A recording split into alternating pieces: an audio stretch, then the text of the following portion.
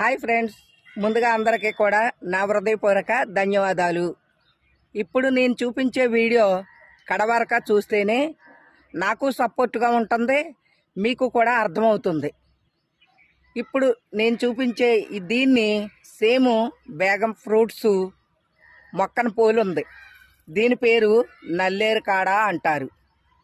ఇది మన తాతలు ముత్తాతలు నాన్నల కాడించి కూడా నానమ్మలో చక్కగా వెల్లుల్లిపాయి జీలకర్ర మన తగినంత పచ్చిమిరపకాయలు కానీ ఎండుమిరపకాయలు కానీ కారం వేసి పచ్చడి నూరి పెట్టేవారు.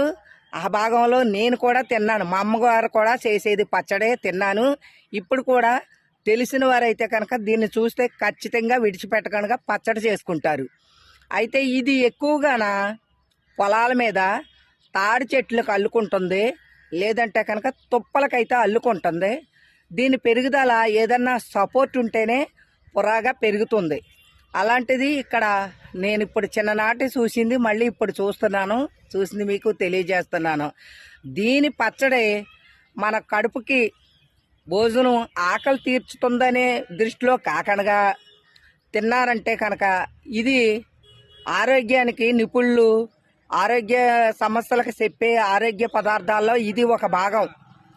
దీని పచ్చడి వల్ల మన ఎముకలు గట్టిపడతాయి, దృఢంగా ఉంటాయి.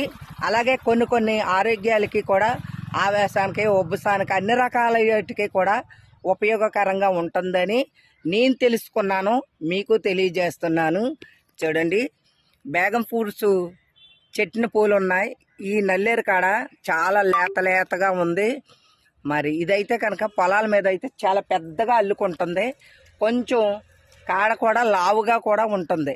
ఇది తిన్నంత మాత్రాన ఎటువంటి సైడ్ ఎఫెక్ట్ కూడా రాదు.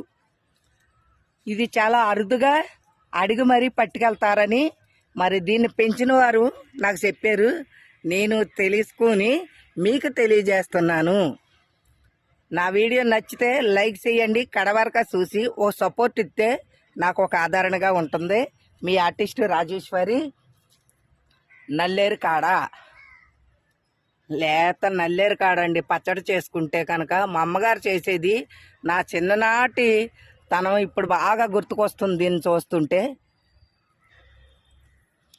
ఇది ప్రస్తుతానికి ఇప్పుడైతే ఊళ్ళోనే ఉంది, పొలాల మధ్యన కట్ట కాదు, ఊళ్ళోను ఇంటి ఆవరణం దగ్గరలో ఉంది ఈ నల్లేరు కాడ.